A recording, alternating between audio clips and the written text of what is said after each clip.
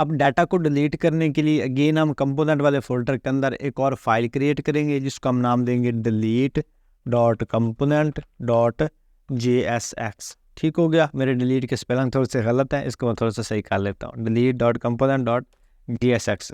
और इसके अंदर हम डिलीट का कंपोनेंट बनाएंगे। दोस्तों अब डिलीट का कंपोनेंट जो है ना वो मैं वैसे भी बना सकता था, जस्ट इसके अंदर बटन का टैग लगा के, वो मेरे लिए ज़्यादा इजी था। लेकिन मैं आपको इसके अंदर ना कंपोनेंट मेकिंग सिखा रहा हूँ, किस तरह से आप छोटे छोटे कंपोनेंट्स बना के, छोटे छोटे पुर्जे बना के, जिस तरह से हम कोई बड़ी मशीन बनाते हैं ना, सेम उस तरह से हम छोटे छोटे पुर्जे बना के कोई बड़ा प्रोजेक्ट किस तरह से बनाते हैं, किस तरह से कोई बड़ी वेबसाइट बनाते हैं।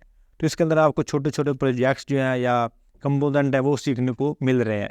तो इसलिए आपने इन वीडियोज़ को मिस नहीं करना। हम यहाँ कॉन्स्टेंट, इसको हम नाम देंगे डिलीट बटन यहाँ पे, या इसके अंदर हमने एक बटन स्टोर करना और इस बाकी जितनी भी डिलीट की फंक्शनैलिटी वो यहीं पे होगी। जस्ट हमने इस कंपोनेंट को वहाँ पे कॉल करके और कुछ वैल्यूज इसके अंदर पास कर देनी है और यहाँ पे ठीक हो गया। और इसको आप दे दो यहाँ पे रिटर्न, और रिटर्न के अंदर आप सिर्फ एक बटन का टैग लिखेंगे रिटर्न। यहाँ पे इसके अंदर हम लिखेंगे बटन का टैग, और बटन को हम यहाँ पे दे देंगे इसके अंदर टेक्स्ट डिलीट डाटा या डिलीट आइटम या जस्ट डिलीट लिखना चाहो वो सारी आपकी मर्जी है। फिर हम यहाँ पे कर देंगे इसको एक्सपोर्ट डिफ़ॉल्ट, और डिफ़ॉल्ट के अंदर हम इसको लगा देंगे डिलीट बटन। ठीक हो गया। अब ये जो डिलीट बटन है इसको हमने इंपोर्ट करना है अपने गेट कंपोनेंट के अंदर, जहाँ पे हमारा डिलीट लगा हुआ है ना, क्योंकि हमने इसके ऊपर फंक्शनैलिटी लगानी है। यहाँ पे पहले हम इसके ऊपर इंपोर्ट करेंगे, तो यहाँ पे हम लिखेंगे इंपोर्ट, और यहाँ पे हम इंपोर्ट डिलीट बटन, और ये जो डिलीट बटन वाला कंपोनेंट है इसको हम कॉपी करेंगे, और ये जो आपका टी आ रहा है ना ये वाला डिलीट वाला, इसके अंदर हम इसको पास कर देंगे सिंपली। इसको हमने पास कर दिया, और अब अगर इसको हम चेक करेंगे यहाँ पे, तो ये आपके पास डिलीट बटन भी डिलीट डाटा आपके पास आ रहा है, जहाँ से हमने डाटा को डिलीट करना है। ठीक हो गया। अब उसके बाद आपने क्या करना है कि इसके अंदर आपने वैल्यूज़ पास करनी है। इसको आप थोड़ा सा यहाँ पे हम इसका ये वाला क्लोज कर लेते हैं ताकि आपको टेक्स्ट अच्छे से नज़र आए। अब इसके अंदर ना आप इसको मतलब एट्रीब्यूट सेट करोगे। पहला आप इसको एट्रीब्यूट दोगे user ID is equal to जो आपकी ऊपर आईडी आ रही है, इस यूज़र की आईडी जो है ना वो आप इसके अंदर पास कर देंगे। अब इसको करेंगे यूज़र और डॉट आईडी। अब ये आईडी इसके अंदर पास होगी।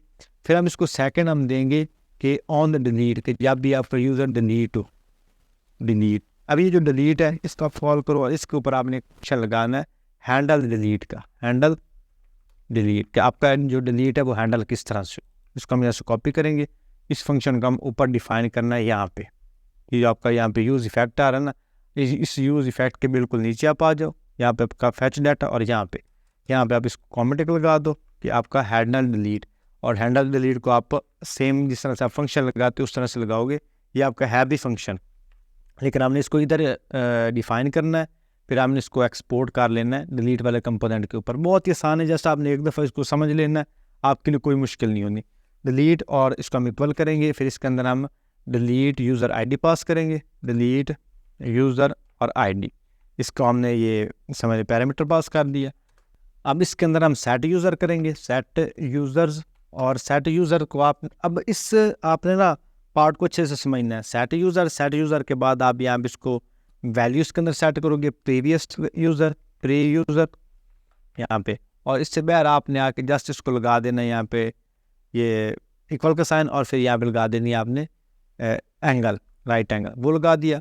फिर उसके बाद आपने क्या करना है कि सिंपली आप लगाओगे यहाँ पे प्रीवियस यूज़र को आपने इक्वल कर देना डॉट फिल्टर के, इसको आप फिल्टर करो यहाँ पे फिल्टर, और फिल्टर आपने किसको करना है, इसके अंदर आप अगेन पैरामीटर पास करोगे यूज़र का, और फिर इससे बाहर आपने आ जाना एरो फंक्शन डिफाइन करना है यूज़र आईडी, कि यूज़र आईडी को आप फिल्टर करो डॉट आईडी को, और अगर ये आपकी इक्वल नहीं होती यहाँ पे इसको आप डबल इक्वल डालो, और इसको आप कर दो डिलीट यूज़र आईडी। ये जो आपने ऊपर की है ना इसको आप इक्वल कर दो इसके डिलीट यूज़र आईडी के, और ये जो आपकी ब्रैकेट यहाँ पे आ रही है इसको आप काट करो और यहाँ पे लगा दो। ठीक हो गया। अब यहाँ से आपका क्या होगा कि डाटा इसके अंदर सेट हो गया। अब इसको आप एक दफ़ा मज़ीद अच्छे से समझ लो।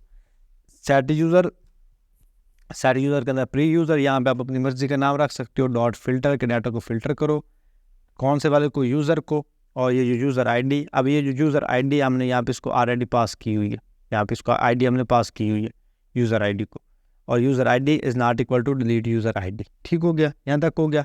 उसके बाद हम इसको लगा देंगे सेट नोटिफाई। अब जो नोटिफाई हमने ऐड कंपोनेंट के अंदर नहीं लगाई हुई है वाली कॉन्स्टेंट, इसको हम यहाँ से कॉपी करेंगे। उसको कॉपी करने के बाद हम जो हमारा गेट है ना, इसके अंदर भी हम टॉप पे इसको इंपोर्ट कर लेंगे। ठीक हो गया। और ये जो नोटिफाई है सेम या जिस तरह से हमने यहाँ पे इसको कॉल किया हुआ ना, यहाँ पे स्पैन डॉट क्लास नोटिफाई, इसी को हम कॉपी करके गेट कंपोनेंट के ऊपर हम इसको टेबल के ऊपर पास कर देंगे। ये टेबल और H1 के ऊपर हम इसको पास कर देंगे। ऑलरेडी चूँकि हमने इसको लगाए हुए पोजीशन एब्सोल्यूट, आप इसको कहीं पे भी लगा दोगे आपको नोटिफिकेशन शो हो जाएगा टॉप के ऊपर। ठीक हो गया। अब ये नोटिफिकेशन भी इसके अंदर आ गया, और ये जो ये आपका था यहाँ पे गेट के अंदर, और ये बाकी इसके जो वैल्यूज़ हैं वो भी इसके अंदर आ गया। अब इसके अंदर हम कर देंगे सेट नोटिफाई, कि जब आपका ये हो जाए तो सेट नोटिफाई के अंदर आप वैल्यू पास कर दो डाटा डिलीटेड। ठीक हो गया। अब यहाँ तक आपको समझ आ गई कि किस तरह से आपने इस डिलीट हैंडल को हैंडल करना है यहाँ पे। अब इस लाइन को आप एक दफ़ा मज़ीद अच्छे से समझ लो। सेट यूज़र के अंदर प्री यूज़र, और फिर आपने फ़िल्टर लगा देना बाई आईडी के थ्रू इसको फ़िल्टर करेगा, और आपका जो डाटा वो उसमें से माइनस हो जाएगा। ठीक हो गया। फिर आपने आ जाना ये डिलीट वाला जो आपका कंपोनेंट है इसके अंदर, डिलीट कंपोनेंट, और डिलीट कंपोनेंट के अंदर जो आपने यहाँ पे फंक्शन लगाए थे ना, जो आपने यहाँ पे पैरामीटर इसको पास किए हैं, एक आपने पास किया इसको ये यूज़र आईडी, और दूसरा आपने पास किया ऑन डिलीट, इन दोनों को आपने वहाँ पे इंपोर्ट करना। अब इसको जब भी आप यहाँ पे कॉल करोगे या इंपोर्ट करोगे, आप देते हो करली ब्रैकेट, फिर आपने जो नाम यहाँ पे रखे हैं, पहले आपने नाम रखा है यहाँ पे यूज़र आईडी, इसी को आप कॉपी करके यहाँ पे लगा दो। फिर आप इसको कॉमा लगाओ, कॉमा लगाने के बाद जो सेकंड आपका है उसको भी आप सेम इस तरह से पास कर दो। ऑन डिलीट को भी हमने यहाँ से कॉपी किया, और यहाँ पे हमने ऑन डिलीट को भी इसके अंदर कॉल कर लिया। अब दोनों फंक्शन हमने यहाँ पे वैसे लगाए थे सेम एज इट इज़, हमने उसको यहाँ पे कॉल कर लिया। अब ये बटन आपका डिलीट डाटा, इसकी आप ऑन क्लिक के ऊपर आओ, कि जब इसके ऊपर क्लिक किया जाए तो आपके पास एक फंक्शन आ जाए हैंडल डिलीट। अब जो हैंडल डिलीट वहाँ पे था और है, ये हैंडल डिलीट और है। ठीक हो गया। और यहाँ पे हम कर देंगे कांस्टेंट हैंडल डिलीट, और is equal to same curly brackets हम देंगे इसको यहाँ पे, इस तरह से हमारा फंक्शन लगाते हैं।